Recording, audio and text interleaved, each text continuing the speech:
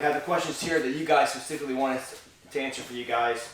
So I guess hey everybody, welcome to the boys Q&A questions. We have the questions here that you guys specifically want us to answer for you guys. So I guess we can just head right into the answers and the questions, guys. What are you most excited about for when camp is starting? Well, I'm Zachariah, and I'm going to be a counselor in Boys 4 with Brad. And I'm Brad. But I'm definitely most excited for you guys to get here.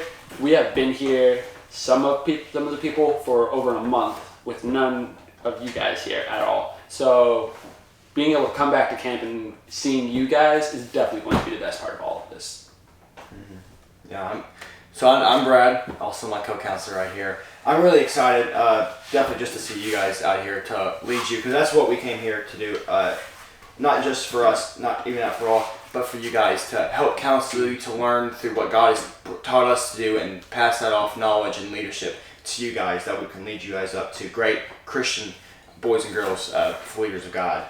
Well, I'm Presley Williams, and this is my first summer to work here, and I'm just so excited for y'all to get here and for us to be able to experience just the flow of camp together and be able to experience how camp works together. Yeah, and my name is Gage Eason, and this is my first year at camp, and kind of like Presley said, I'm just excited to meet you guys. I've been blessed to work at a whole bunch of different camps, and I've never been down to Louisiana, so I'm excited to meet you guys and just have a really fun time this summer. What led y'all to be a counselor for Camp Chioka? I think for me it'd be, I grew up going to camps, and I always remember my counselors. And nowadays I might not remember all their names or anything like that, but what they taught me and what I learned in the cabins and cutting up with the boys and all that stuff, it was something I wanted to be able to do and kind of recreate for other kids who are coming through camps. And so being a counselor is seriously just a really cool honor to be able to do it. That's cool. I mean, I've been coming to this camp since I was 11 years old, and I've always remember every single one of my counselors, and I still am friends and I have every single one of those numbers of the counselors I have, and we still talk to, I think almost every week, every couple of weeks about that, and it's really fun. And that led me to be a counselor, knowing that they had that influence on me, and now I want to have that influence on the campers, on somebody else. And it really caused me to step into a role of leadership, step into a role of mentorship for other people, because that's what God calls us to do, to be a mentor, to be a leader to people outside the community, to bring them into the community. That's really helped me to wanting to be a lead of the counselor. Yeah, same thing. I always went to camp, and I always got to experience camp, and I just loved it. Then finally, I was sad because I was too old, and I was like, I'll never get to go to camp again. And then I look, and it's like, I can get paid to do this and come out and experience camp and get to experience God, and it's just awesome. It's incredible to be able to work and get paid to do this. Amen. Yeah, well, I'm the oddball apparently out of the four of us. I went to camp 3 times, but it was nothing like this. I went to camp at a college, on their university campus, and it was in the middle of a big city, so there was nothing. There was no outdoor, there were no cabins. The youth group I was in, we went to that camp as well, so I don't really have the experience of counselors and being close, because it was a solid drive. But whenever I came here last year, it was my first year, it was oh, this is what everybody's the hype is about. And I was just okay, this is it. Every summer I get from now on, I'm going. That was just the first probably 2-3 weeks out here, meeting all of you guys, but then also the counselors that are out here. It sold me, and I completely understand where you guys came from. And I really wish that I could have had that kind of impact on my life growing up, and I'm just happy to be able to do it to some kids. Mm-hmm. For sure. Do y'all keep in touch with the campers you had before? I think the best part for me being a counselor at Camp Chioka is I actually live in this town, this community of Camp Chioka, and I get to see 85-90% of campers, like Callie behind the camera over there too. I can see them almost every single week at church or in their schools, or because I went to school with most of these campers before, and I've been in the 2-3 grades above them, and I get to see them almost every day. So it's really good to keep in touch with them, knowing and asking the questions, thinking about, what do you think of summer camp? What do you think of how we can grow in our summer camp as a general? which is really good to have feedback from other people to know how to lead them up more. Yeah. So it's really good. I think on the flip side of it is like I'm from 16 hours away from here. So like I'm from the East Coast of North Carolina, and like I think something that's important is like it can be tough to keep up with kids when you're that far away, and the campers that you get to meet, but like that does not take away anything from how much we enjoy and care about y'all. Oh. And you know, so many campers have impacted my life over the years of working at camp, and so even if I haven't been able to keep up with them afterwards, I know that they were good, standing people, and that they went on to probably do some great things. So. So how do you find real godly friends? I think for me, growing up in church setting really helped out a lot. I mean, some people don't have that life beforehand to have that chance to grow up in that church. But speaking for the people who grow in church, I think it's real easy to find people you grow up with at school, at church, in your home. Really has the biggest impact.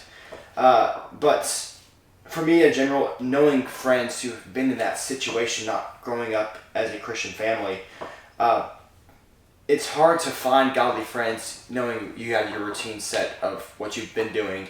But the best way to do it is look for people who love, look for people who show that general idea of a good relationship of people and with God. Become more openly honest, openly to people that really care. Yeah. Being open to relationships, that really helps a lot. Yeah, I think finding your friends at church is always an awesome place to find godly friends. But I know growing up, my father always challenged me to be a leader. And even though it can be extremely hard at times to find godly friends, you can always be the godly friend in your friend group. And if you want to find godly friends, then you need to start being the godly friend. And you'll be able to find people who share that same interest with you. Yeah, that's real good. Yeah, see, all my friends in school were grades above me because those were the only kids I really knew because of church. Everybody else in my class or the class above me or the class below me went to all the other churches around me because I was in a private Christian school. But being in a church where the youth group was super small, and so like it kind of just went also straight into high school. It's kind of weird because you couldn't really make friends with anybody else because you guys were your own little section. But going to college, I mean, I think I knew 2 people I went to college with, and that's it. And 2 hours away from where I live. So going there was like completely new, complete fresh start. I mean, over the first few weeks, it was just between me sharing what I believe and just living out how I believe. I just grew closer to people who led the same lifestyle I did. Also, like I could see that they did that, and they could see that I did that. And we just became friends. I mean, we just became super close with everything, and it was just super easy to become friends because we could see each other's faith kind of like the same walk that we would do between each other. How to keep accountable in your relationship with God when going to college? I think for me, I've been in college for a while now. I'm on like my super senior year, but what I've learned is that in this time frame, and you know, especially for your juniors and seniors, just buckle down. You're almost there. Just keep going. But like when it comes to college and keeping your relationship with God and keeping the faith with God, you have to have accountability partners. You know, first and foremost, you have to talk to God. You have to let Him know what's going on. You have to let Him in. You have to let Him understand what's going on in your life. And like He already knows. So, but it's about that open line of communication with God. And after that, it's finding those godly friends like we just talked about. And accountability is a two-way street. And so you want to be accountability partner for one of your friends, and hopefully they'll want to be that accountability partner for you, and you can help grow each other. You can help each other make sure you keep going to church, make sure you're reading your Bible, things like that. I think a great piece of advice for anybody who's really wanting to keep accountability in their relationship with God is read your Bible. Man, it's so good what's in the Bible. It's our weapon. It's our truth. Just keep reading your Bible. Keep talking to God. And He will always be there for you. That's not within a doubt. Like He will always be there for you. And so it's kind of awesome that we always have a God who will keep us accountable. We just have to look up and make sure that we're doing the same on our side. I know that going to college can be scary, and it can definitely be a very tough time because a lot of those people who were your accountability partners back home, like your camp family, you might be too old to go to camp anymore, or you have to leave your church home, or you have to get away from your parents and your family that might have been big influences for you for your Christian walk. So you really have to make your faith your own, and you really have to start finding new accountability partners and experiencing new things. Take responsibility. Yeah. It's awesome. Yeah. What I learned quickly when I went to college is what he said: don't make your faith your own. Don't lean on someone else's faith, because when you're in high school, you're surrounded.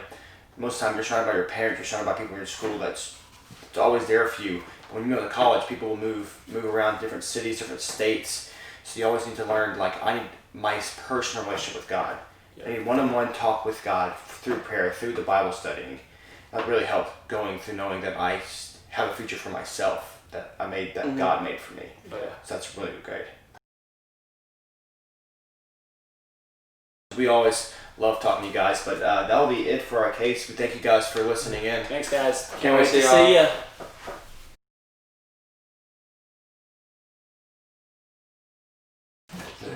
I'm sorry. Alright, I had to this time. They'll cut that out, but.